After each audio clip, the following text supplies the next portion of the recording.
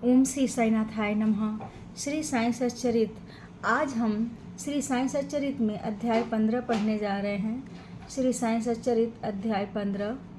नारदीय कीर्तन पद्धति। श्री चोलकर की शक्कर रहित चाय, 2 छिपकलियाँ। पाठकों को स्मरण होगा कि छठे अध्याय के अनुसार शिरडी में रामनवमी उत्सव मनाया जाता था।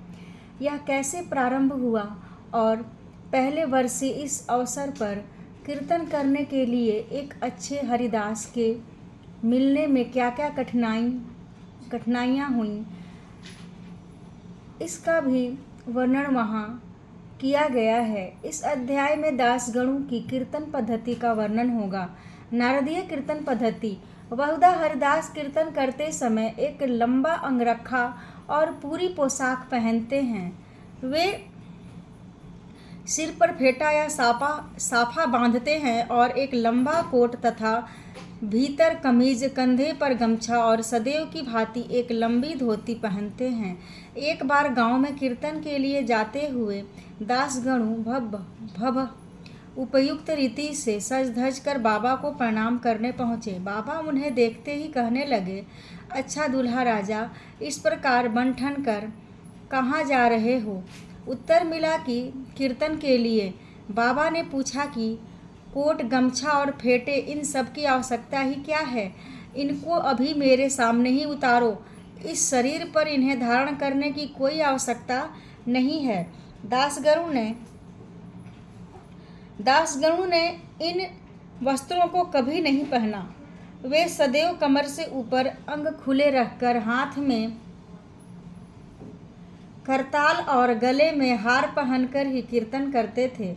यह पद्धति यद्यपि हरिदासों द्वारा अपनाई गई पद्धति के अनुरूप नहीं है, परंतु फिर भी शुद्ध तथा पवित्र है। कीर्तन पद्धति के जन्मदाता नारद मुनि कटी से ऊपर सिर तक कोई वस्त्र धारण नहीं करते थे। वे एक हाथ में वीणा लेकर हरि कीर्तन करते हुए त्रिलोक में घूमते थे। श्री चोलकर की शक्कर रहित चाय। बाबा की कीर्ति पूना और अहमदाबाद जिलों में फैल चुकी थी, परंतु श्री नाना साहेब चांदोरकर के व्यक्तिगत वार्तालाप तथा दासगणों के मधुर कीर्तन द्वारा बाबा की कीर्ति कोंकण, बम्बई प्रांत में भी फैल गई। इसका श्रेय केवल श्री दासगणों को ही है। उन्होंने अपने सुंदर प्राकृतिक कीर्तन से बाबा को घर घर पहुंचा दिया। श्रोताओं की रुचि प्रायः भिन्न भिन्न प्रकार की होती है।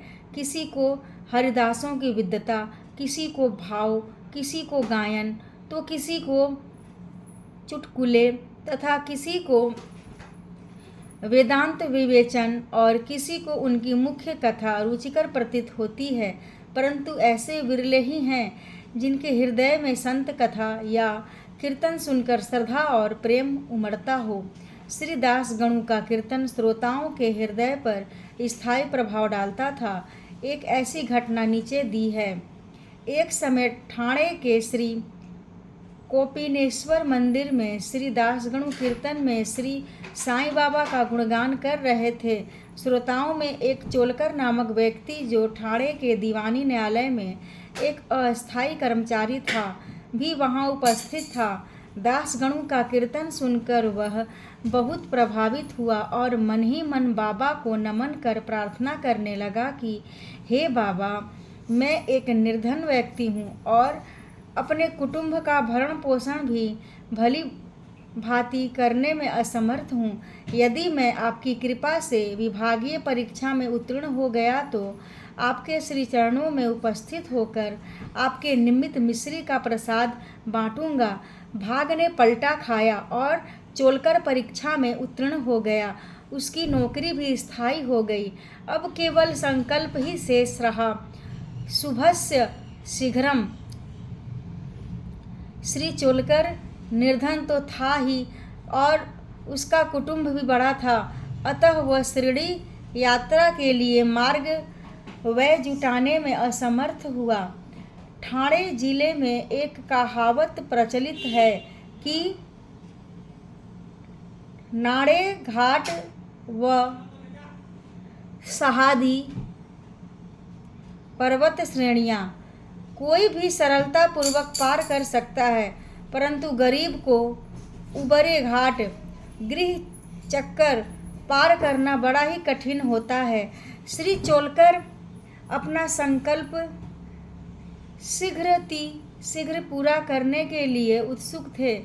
उसने मितव्ययी बनकर अपना खर्च घटाकर पैसा बचाने का निश्चय किया। इस कारण उन्होंने बिना शक्कर की चाय पीना प्रारंभ किया और इस तरह कुछ द्रव्य एकत्रित कर वह शिरडी पहुंचा। उन्होंने बाबा का दर्शन कर उनके चरणों पर गिरकर नारियल भेंट किया तथा अपने संकल्पानुसार श्रद्धा से मिश्री वितरित की और बाबा से बोला कि आपके दर्शन से मेरे हृदय को अत्यंत प्रसन्नता हुई है। मेरी समस्त इच्छाएं तो आपकी कृपा दृष्टि से उसी दिन पूर्ण हो चुकी थी। मस्जिद में श्री चोलकर का आतिथ्य करने वाले श्री बापू साहेब जोग भी वहीं उपस्थित थे। जब वे दोनों वहां से जाने लगे तो बाबा जोग से इस प्रकार कहने लगे कि अपने अतिथि को चाय के प्याले में अच्छी तरह शक्कर मिलाकर देना। इस अर्थपूर्ण शब्दों को सुनकर श्री चोलकर का हृदय भर आया और उसे बड़ा आश्चर्य हुआ। उसके नेत्रों से अश्रुधाराएं प्रवाहित होने लगीं और वे प्रेम से विह्वल होकर श्री चरणों पर गिर पड़े। श्री जोग को अधिक शक्कर सहित चाय के प्याले अतिथि को दो। यह विचित्र आज्ञा सुनकर बड़ा कौतूहल हो रहा था कि अर्थात में इसका अर्थ क्या है। बाबा ने उन्हें संकेत किया था कि वे शक्कर छोड़ने के गुप्त निश्चय से भली भांति परिचित हैं। बाबा का यह कथन था कि यदि तुम श्रद्धापूर्वक मेरे सामने हाथ फैलाओगे तो मैं सदैव तुम्हारे साथ रहूँगा। यद्यपि मैं शरीर से यहाँ हूँ, परंतु मुझे 7 समुद्रों के पार भी घटित होने वाली घटनाओं का ज्ञान है। मैं तुम्हारे हृदय में विराजित तुम्हारे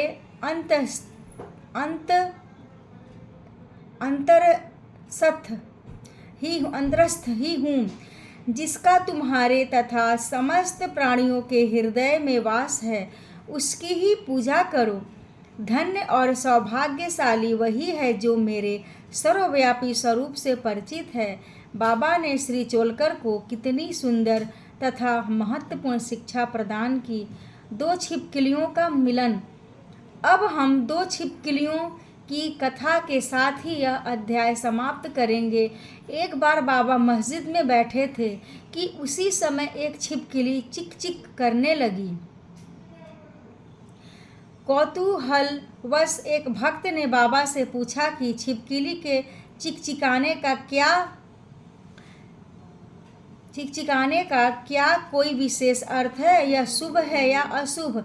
बाबा ने कहा कि इस छिपकली की बहन आज औरंगाबाद से यहाँ आने वाली है, इसलिए यह प्रसन्नता से फूले नहीं समा रही है। वह भक्त बाबा के शब्दों का अर्थ न समझ सका, इसलिए वह चुपचाप वहीं बैठा रहा। इसी समय औरंगाबाद से एक आदमी घोड़े पर बाबा के दर्शनार्थ आया। वह तो आगे जाना चाहता था, परंतु घोड़ा अधिक भूखा होने के कारण बढ़ता ही न था। तब उसने चना लाने का एक थैली निकाली और धूल झटकारने के लिए उसे भूमि पर फटकारा तो उसमें से एक छिपकली निकली और सबके देखते देखते ही वह दीवार पर चढ़ गई। बाबा ने प्रश्न करने वाले भक्त से ध्यानपूर्वक देखने को कहा। छिपकली तुरंत ही गर्व से अपनी बहन के पास पहुंच गई थी। दोनों बहनें बहुत देर तक एक दूसरे से मिली और परस्पर चुंबन व आलिंगन कर चारों ओर घूम घूम कर प्रेम पूर्वक नाचने लगीं। कहाँ शिरडी और कहाँ औरंगाबाद। किस प्रकार एक आदमी घोड़े पर सवार होकर थैली में छिपकली को लिए हुए वहां पहुंचता है और बाबा को उन दो बहनों की भेंट का पता कैसे चला। यह सब घटना बहुत आश्चर्यजनक है और बाबा की सर्वव्यापकता की द्योतक है। शिक्षा। जो कोई इस अध्याय का ध्यानपूर्वक पठन और मनन करेगा, साईं कृपा से उसके समस्त कष्ट दूर हो जाएंगे और वह पूर्ण सुखी बनकर शांति को प्राप्त होगा। श्री सद्गुरु साईनाथार्पणमस्तु। शुभम भवतु। ओम साई राम।